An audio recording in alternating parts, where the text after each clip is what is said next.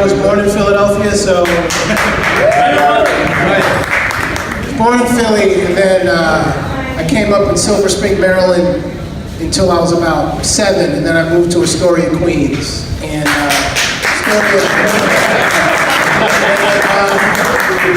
it was in Astoria that I learned about graffiti and I learned about hardcore, and I don't think there's a region in the world that personifies this book, if dare I say, than Queens and or specifically Astoria.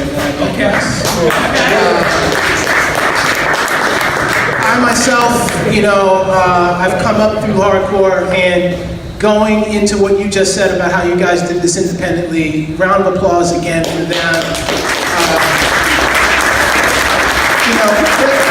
Freddie came to me, full disclosure, I've done a lot of books over the years, and Freddie came to me like, hey, can you help me with this? And I said, and I put out a lot of books sort of in the graffiti world, and the demand for it kind of went down. And I was like, I'll see what I can do. And then Freddie disappeared and came back and said, hey, motherfucker, I got you. Round of applause for this guy. Sticking with me. And, Freddie, to bring it to graffiti and hardcore, a good friend of mine, his name is Sacha Malik. He's in a band called Burn. He and I came up from Queens, and Chaka put me on the hardcore, and then Chaka and Freddie did a compilation tape called the New Breed Compilation, which was a pretty definitive tape that had, local hardcore bands, and it had a booklet. Big booklet. Right. So that booklet, I asked them who the printer was. Where did they get that booklet made? I found out who the printer was, and then I went and made my own graffiti zine, which led to me doing magazines, which led to me doing books, and led to me doing film and television. So, again, it's an honor to, Thank you. be here and support Freddie. Thank you for everything, Sasha. With that said, can we have the folks who are actually the panelists come on up? Sure. Instead of letting me sit here by myself? We got Smog, Mana, Ezec, Jere, and Louis KR. I'll stand up for Louis. You all stand. Should I stand on the other side? The other side.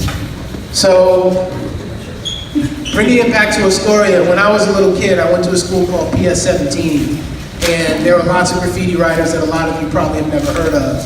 But there was one guy named KR, who's that guy right there. And he was probably one of the most skilled artists in the neighborhood, so he was early on doing murals and getting paid for his work well before anyone else. And I remember being literally like in the 5th grade and going up to him and saying, hey, asking him some questions.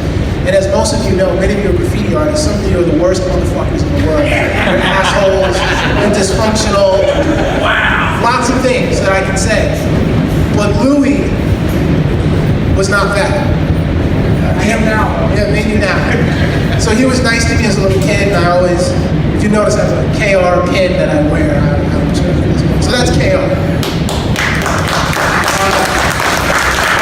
He's also a accomplished musician and an act thespian and a dad and many other wonderful things. So Smog, this is the first time I'm meeting this gentleman. Came up to me, introduced himself, goes against what I just said about graffiti writers. He's very humble, and I said to him, we've never met, but I'm very familiar with your work, and I've seen it, and I've been a fan of it. RIS was one of the main crews that he was down with, and I believe his own crew was Rats on Tracks. As an old man, I'm glad I got that right. The rats that rat people out. Nah, but the rats that are putting in work on the tracks and running around. So he's that guy, and he's still here, he's still involved in ways, he's still a part of the culture, and still involved. So round my wife allows me. Yeah. Shout out to the wife, young man. Now this guy, that's a whole other story. I don't know if you know this guy. Some of them know him as Lord Ezec, I know him as Danny, simply. We went to Bryant High School together in Queens once again, and Chaka also went to school with us, and so Ezec and I we shared gym lock, our lockers were near each other. He had an agnostic front shirt on. I was like, what do you know about that? He's like, yo, hardcore, whatever. Then one day he said he was going bombing. I was like, what do you know about bombing? He was like, what do you know about bombing? We became friends, and then we took him to CBGB's. Took me to CBGB's. And then the rest is history. Look at it. Well, I went to his house and I saw his mom. I was like, yo, your mom looks like your mom's black. Like, what's going on? So for those who don't know, he is Puerto Rican and Jewish. Round of applause for that. The world coming together like that. Since then, Like the ways down. you know, he is, well, that's, I don't know. How do you know? Yeah. But he's also an accomplished musician. You know, in '97, I was road manager for his band. We went to Japan, so in '97. So here we are 30 years later, he's still, or 20, however, I'm not good at math, but he's still here doing music, and we're in a band called The Wilding Incident. There he is. Now this gentleman, I literally haven't seen him in 25 years. Till today, just now. For many people, he is mythological, mainly because, you know, he exists, but he was an early guy who understood culture on multiple levels, liked hip hop, liked hardcore, liked graffiti, was able to synthesize it and organize people in a way where it was like-minded kids before the internet, before fucking Snapchat. You take a tag and people, you know, put lights next to it. Like, here was a guy who was pretty much a community organizer who was a part of the hardcore scene. And the fraternity that he started in earnest as just a way to organize people who like graffiti music continues on. In his absence and in his presence, but in the time since, has gone on to do many other things, and here he is today looking fabulous. Round of applause for him.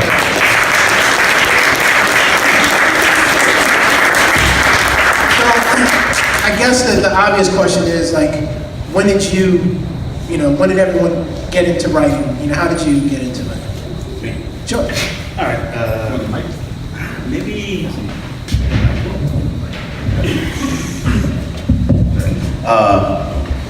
Probably when I was about 11, you know, something like that. My parents had moved here from Ireland in the late 70s. And, I was fascinated. You know, there's a lot of things you don't get when you move from another country, like how to play baseball or fucking basketball, or, you know what I mean? And I didn't get that either, but I was like, man, that's crazy. Seeing things on trains and, you know, it was mysterious, but it was kids, you know. It sort of felt like a place that was interesting to me, you know, because there was no rules, you know what I mean? It wasn't like, you couldn't do it wrong. You could do it wrong, you're gonna be a toy anyway, you know, but you couldn't, you know, be put, you know, on the bench in the outfield, you know what I mean? It's like, you know, so, but also it didn't make any sense to me, you know, because people were writing their names, and that was interesting. You'd be in class and people would be, you know, doing throw-ups, and you're like, what the hell is that, man? You know, and it's like, you know, people had crazy, stupid tags like Lefty and, you know, like Dynamite or whatever, you know, like, and they didn't really make sense, and there were guys who did like these giant murals on trains, you know, and you're just like, how the hell does that even happen? So it was mysterious to me. It drew me right in, you know, that's... And so who were the first guys in your neighborhood or in school that you met that knew more about it than you, that helped your education? Well, there were guys who never really wrote graffiti, who were like graffiti experts in like 5th grade. You know what I mean? Like, so my boy Kato, he was like a guy who could do throw-ups, so he taught me how to do that. But no one, I don't know what it is. It's like, you know, maybe in that time, there were people who stopped bombing when they were 12. You know what I mean? They bombed for a couple of years and just didn't do it anymore, but no one notable that way. There were definitely like old school cats now that you see, like Flame or, you know, Fuzz or these guys out in Queens, and they were like definitely, you know, Kane, all that kind of stuff. You know what I mean? You're looking at that and you're like, who are those giants? You know, so, Right. yeah. Ezec. Hello. Mazel. What's up? Graffiti? How did you get down? Pay attention. I got into graffiti because when I was a kid, my father was a cop, and my mom, my father was a cop from East New York, and my mother's Puerto Rican from Spanish Harlem. My father's first 10 years was in Spanish Harlem. And my mother worked at a donut shop, and that's how that happened. That's how I came about. But Makes sense. makes sense. but yeah, we moved to Jackson Heights, and in Jackson Heights, cops back then had the best dental program. So at 10 years old, my father put me on the train to go to fucking Lexington to my orthodontist, Lexington Avenue. So I was on the train at 10 years old, I'm 9 years old, and who puts your kids on the train at 10 years old? My father was like, that old school, like, let's do it. Okay? Yeah, seriously. So when I went to the trains, I saw the pieces. So I would stay there and I would watch all the trains go by on 74th Street in Roosevelt. I would go to my QPs and stand there and look at the train come by on QPs.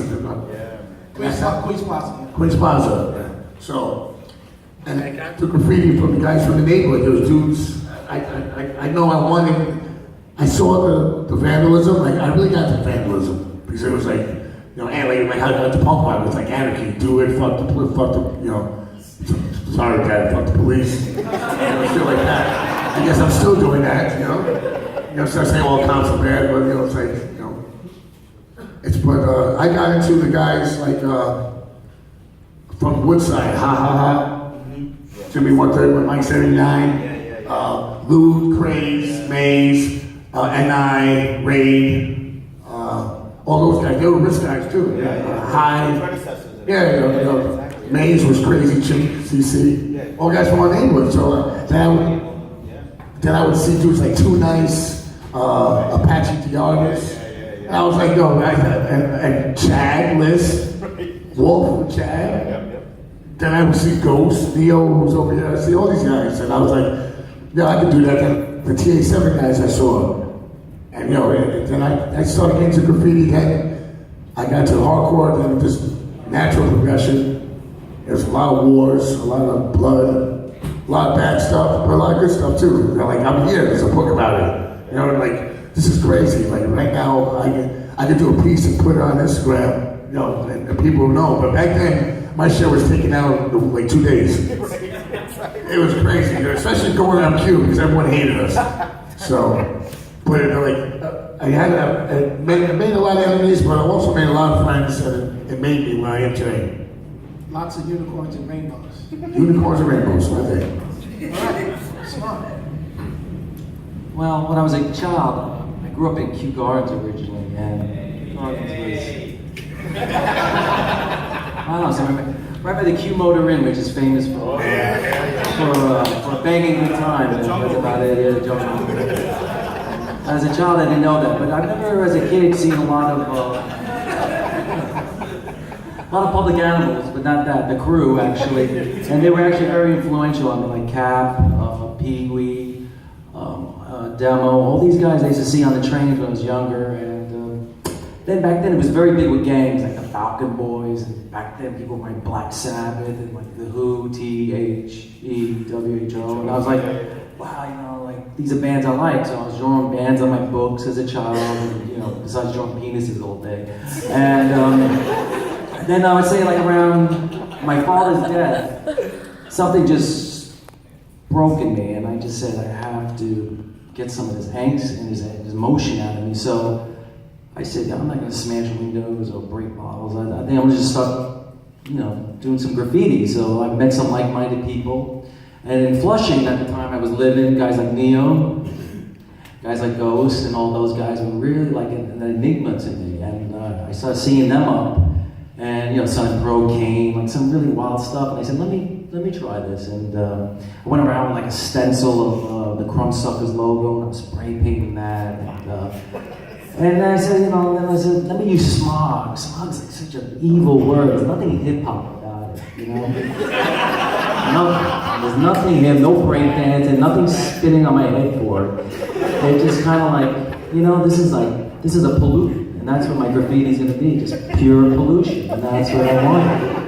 I don't want to be fresh. I don't want to be too nice, too laid back. I don't want that. I wanted to be the satanic majesty of graffiti. And I think I can accomplish it in that little window of my time. And that's how it started. And then, you know, eventually people writing on my house and getting, you know, like $2,000 on lawyer fees. And I realized, wow, what an idiot. I should have just broke some windows, you know?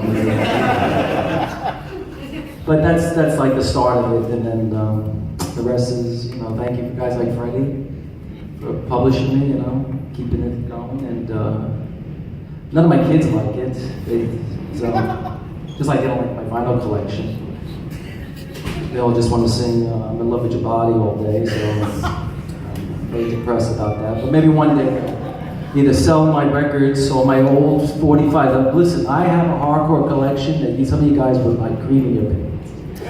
Because, and I know when I die, they're gonna go, just give me $50 for all this. Just get this out of here. My wife is like, I have so much music that it's obscene and I don't know what to do. I don't even know where to listen. And you know, after a while, I can't even alphabetize it anymore because I don't have the room. But that's basically it, to tie in with the music. But that's the gist of it. Nice. Hey, let's see. Yeah. That was good. I started seeing graffiti in Astoria, like right down the block from my house, and I didn't know what it was. I just thought it was shapes. Then there was a year where the Yankees played their home games at Shea Stadium because they were fixing up Yankee Stadium. And so we go to the game, and I'm standing on Queensboro Plaza, and I see this train go by with like Snoopy and stars and like what I call 70s loop-de-loop letters. But back then, I had no idea that it was letters. I just thought it was shapes. So I said to my brother Rocco, I go, what is that? He's like, it's just a bunch of punks with spray paint. And I was like, okay. So like 3 years later, I became one of those punks with spray paint. And so I remember taking markers in the schoolyard, PS 166 in Astoria, and doing shapes. I wasn't drawing names, I was just imitating what I was seeing. And I always used to draw. Before I wrote graffiti, I used to draw. So I could draw in Popeye or whatever. But then when I see graffiti, I said, I'm gonna draw that. And I kind of got kind of good quick because I was already drawing. So the shapes, and then I found out that it was letters, and I saw what it said, and I could decipher. So by the time I met Sacha, I kind of wrote graffiti from like 1977 on trains and in the street till about winter '83. When I met Sacha, it was a little bit after that, and what I did is I started to do graffiti in Queens, like as advertisement. You know, I was getting paid, I was like 19, 20 years old, and I basically conned these people into giving me money to do the same thing I was doing on the train, except it was more legible, so I kind of commercialized it a little bit. And what happened was like, when I stopped writing graffiti legally, I started playing drums. And, you know, I knew already people who were musicians that were writing graffiti. Like, I knew that Mackie, RTW, was a drummer. I knew that Revolt played guitar. I knew that Regal, this guy in RTW, who is Zach Alford, was a drummer in like the B-52s. He played with a lot of really big cats. And I wrote with these guys. So I kind of saw at a young age on how it was kind of relative on the umbrella of art. And I was very, you know, I was a big baseball player when I was a kid, and I remember when I stopped playing baseball, my mother was like, Lou, you don't like sports anymore? I'm like, yeah, you know, drums is a sport. They didn't know what I was doing before that. I was like, you know, drummer, graffiti guy, and baseball player, but it was like a secret. Nobody knew that I was writing graffiti. I would hide all my markers and everything until one of my brothers saw a photo of like a window down hole card that I did, and my brother, he's like 75 years old. I got 6 brothers and 5 sisters. And my oldest brother, he looks like the Italian Bruce Lee, you know? Don't laugh. He's mad cool. He's like a jive dude from the 70s. He's like, yo, that's you? And I'm like, yeah. He's like, fucking cool. And I'm like, you like that? He's like, yeah, look how big that shit is. And he showed it. I was like, I should have told you I was doing this. Anyway, so, you know, it was always on that path that I was on, you know, like sports led to my, I guess, being able to have agility and stamina on the drums. And then the graffiti was just like, it just looked fucking cool. And I just wanted to draw it. And I was like, I'm drawing that shit. Yeah, what the fuck you doing? Punks do that. That's like some illegal shit. I'm like, fuck out of here. I'm doing it. And I just loved it so much that I still do it. And you know, one of the things that led to my liking it was that growing up being like a heavy metal rock head, which my head is still like a rock, is I saw the Aerosmith logo, I'm like, that's like a fucking graffiti piece. Then the Yes logo, you know, this says yeah. And that's like my tribute to Roger Dean. So I saw that I saw that the album cover art, ready? So I saw that the album cover art looked like the graffiti, and then I learned later, I'm like, oh, these guys are looking at the same stuff I'm looking at, and they're influenced as well. Just like RTW, like Rolling Thunder Riders. I was like, that's the name of an album. And then I saw the tags, Zephyr, Volt, Samurai, Strike. It wasn't just like KB, you know, SN. These guys had kind of exotic names. And then I found out they were listening to Hendrix, looking at the same artwork that I was looking at. So all of that informed my graffiti. Like to this day, I just love it so much, and I don't see myself not doing it. I just can't tag up illegally because Vandal Squad, that guy right there, they know my name and all that stuff. So I can't do it illegally. So I just do it not illegally. Or what do? I do it legally. I do it legally, not illegally, whatever. But I just love it, and you know, yeah. Thanks, Freddie, for doing this, because you're bridging the gap with a lot of people. You know, it's not that it's an illusion. Graffiti and hip hop are linked together. I remember growing up in Astoria. Again, I mentioned Astoria at least 5 more times. I remember the breakdance crew, the Dynamic Rockers. They're breakdancing. I'm like, what the fuck are you doing? And my brother was doing it, wrecking furniture in the house with no laces. I'm like, what is that? He's like, you don't know. Go listen to Led Zeppelin. I'm like, well, what is this? He's like, yo, it's breakdancing. I go, you can't do that in a disco. He goes, you'll see. And then what happened was they would bring, you know, the DJs would bring their stereo system into the schoolyard and do a jam. And then they needed a flyer, so then they got a graffiti guy, whether he listened to rap or rock, they got the graffiti guy to do the flyer. So that's how I think the art and hip hop got together, because I remember doing logos for heavy metal bands that I was in, and they were like, Lou, that's a hip hop logo. I'm like, what? How is it a hip hop logo? We sound like Judas Priest, and my hair's down here, and I drew it, you know? But that's what wound up happening. But you know, a friend of mine, this guy Terror161, said that graffiti transcends any soundtrack. You know, graffiti is its own thing. The fact that it got into hardcore, I mean, it was because we all liked it. You know, why not use something that came from the street, just like the music did? So I think it's, you know, graffiti is really the pinnacle that everything else stems from. You know, and I just love it. You know. Nice. So I can say I think one of the connections is youth, right? The energy of youth, and whether it's hip hop, hardcore, or graffiti. Kids who are extremely into hip hop in the 80s and extremely into metal were the same kids who were extremely into graffiti. I think it's for kids who are really into extremes, you know. Or you said that, you know, your father's passing triggered something. I think a lot of graffiti artists are dealing with issues internally, and that graffiti is a way to exercise those issues. And music as well, as a creative outlet for young people, and hardcore meaning of music started and created by young people, with young people booking the shows, young people making the flyers, young people making the music and the recordings. To me, that feels like a natural segue into the conversation about how you guys see the connections between, you know, maybe what I said is different from what you think, or, you know, what do you think is the connector to writing and Energy, man. I mean, you know, being a little kid, you know, punk rock, hardcore, heavy metal, it started with like a chord. Right now, somebody hits a chord, Kinks, or whatever. And then somebody, Taki 183, does really simple. So, you know, you look at it and hear it, and it just, that attraction is like right there. You're like saying who you are, and then there's a sound to saying who you are. It's a DIY mentality. It's a DIY mentality that was big with hardcore and graffiti. Like, I don't need to be I don't need somebody to promote me. I'll be my self-promoter. And I'm just like, for these bands like, you know, Crown of Thorns, or even when he was in Murphy's Law, it's just like tour. Just make a name for yourself. Start off like a bluegrass, just like what CBGB stands for, you know. And graffiti's the same way. I didn't have someone like, oh, hey, let me hold your hand.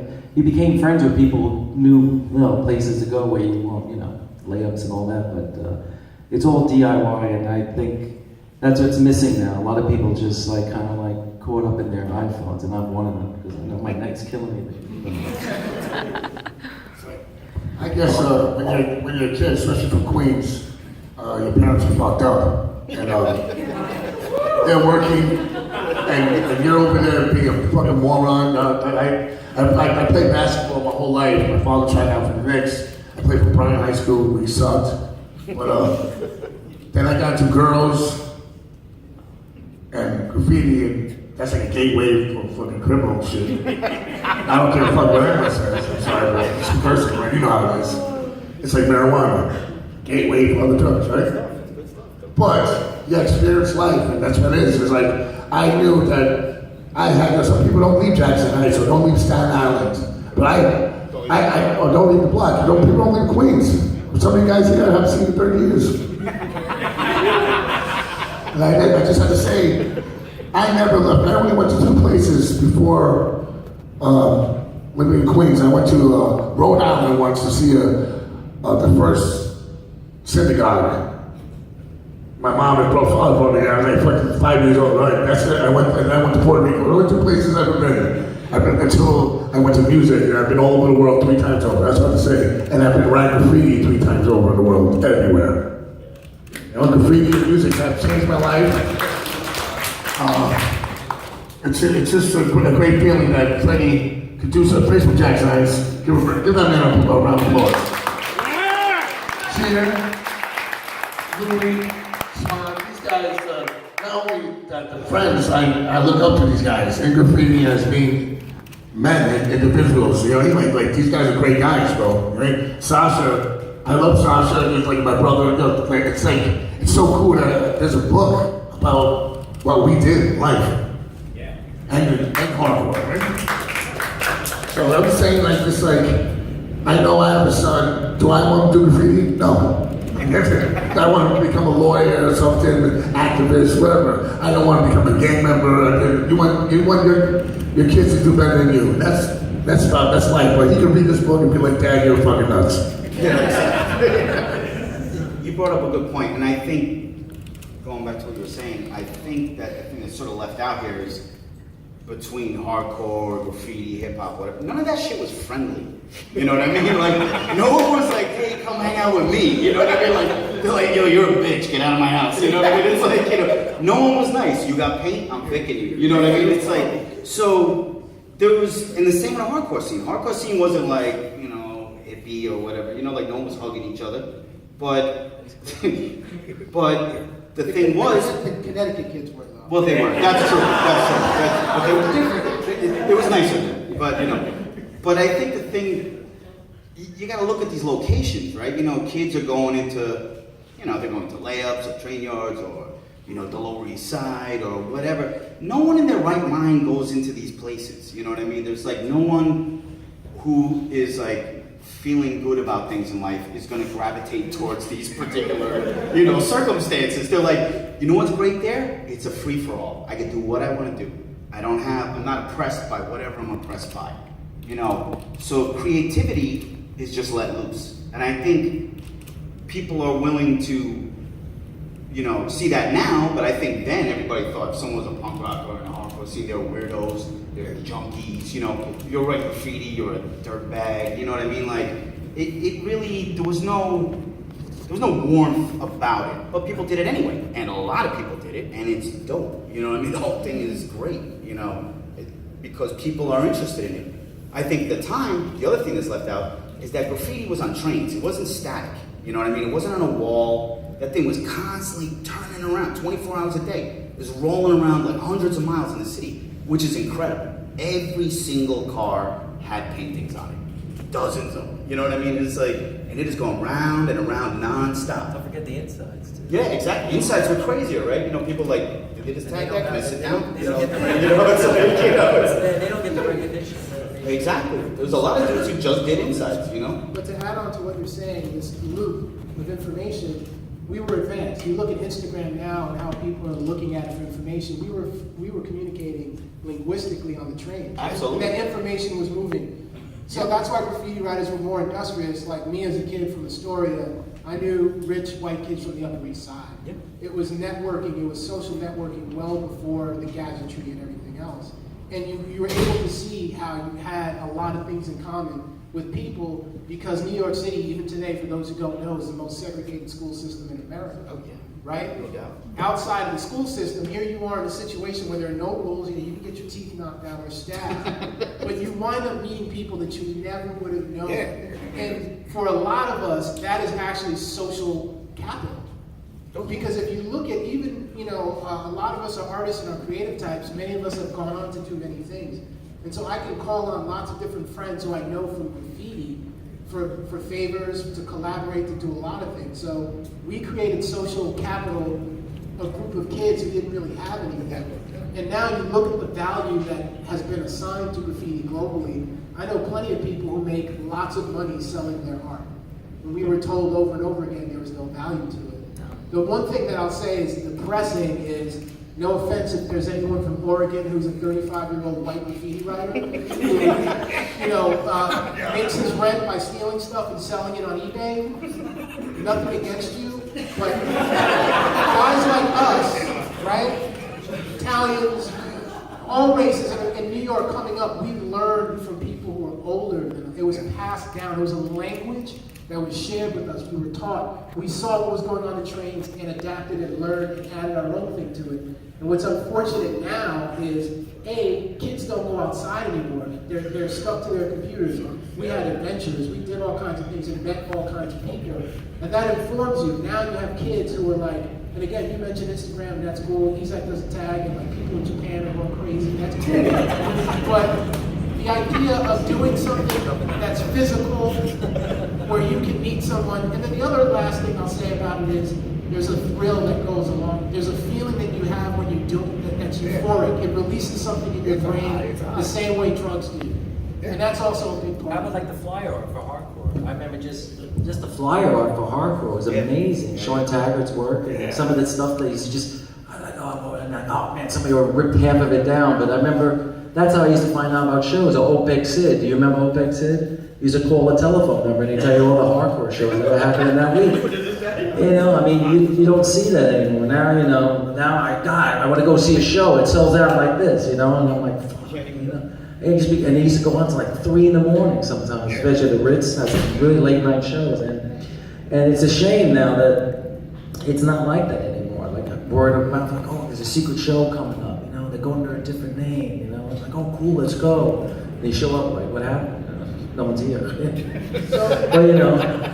that's the things you take. So in an interesting way, these guys are like blues musicians in that they were the ones who were able to physically do this thing, right? And then eventually rock and roll came, But you guys were the guys who were physically doing it, had that experience. It's like you can't recreate that experience now. I mean, people paint trains still, but it doesn't run. It's a whole other thing.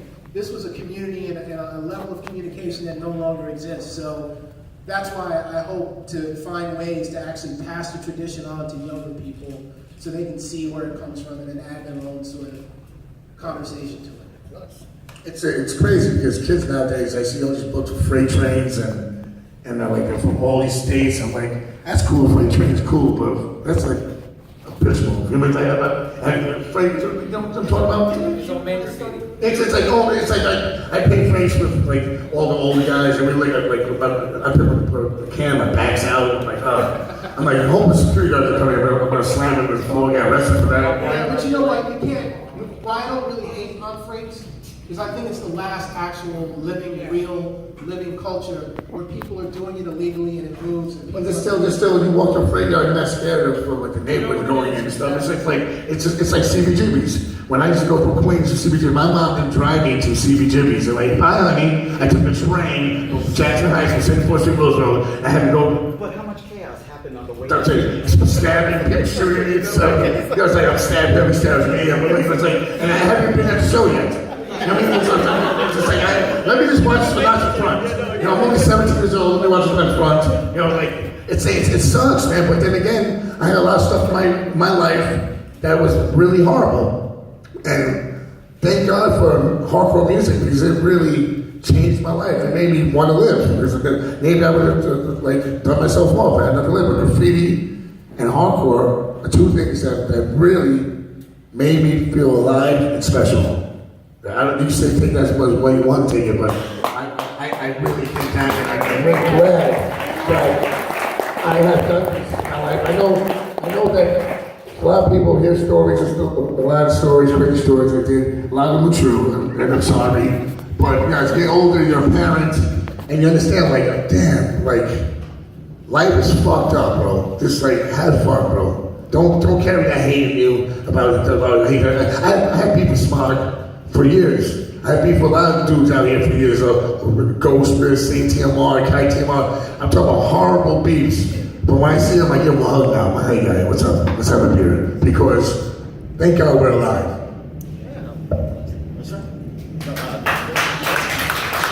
No, it's excellent. You know, the thing with the freights, you know, I can see why you would say, oh, you know, it's like a bitch move or whatever. It's because it's easier to get over in a freight layup than it is to go to like the Bronx or Brooklyn. But I think what the appeal to that is that it goes nationwide.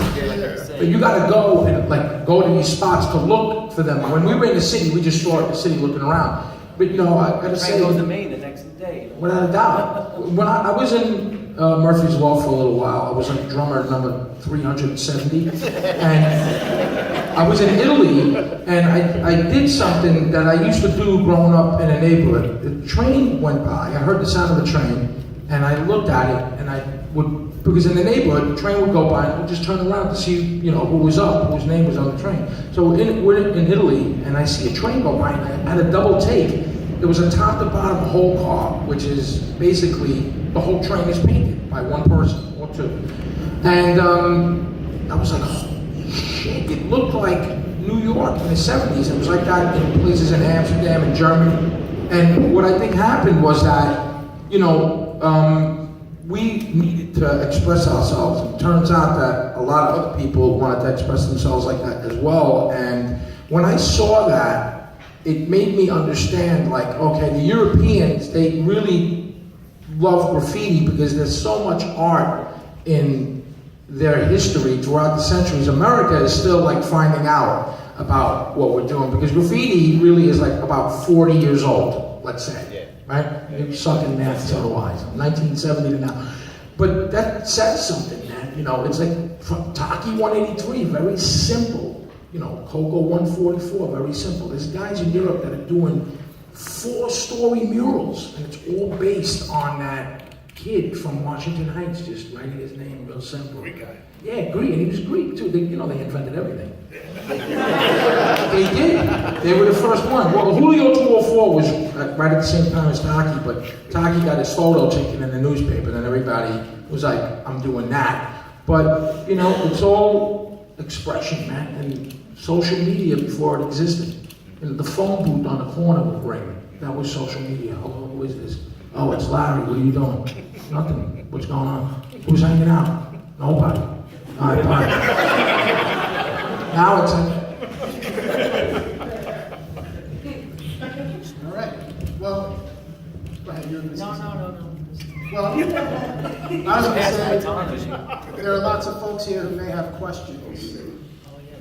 So we can open it up to people who may have questions. There's one.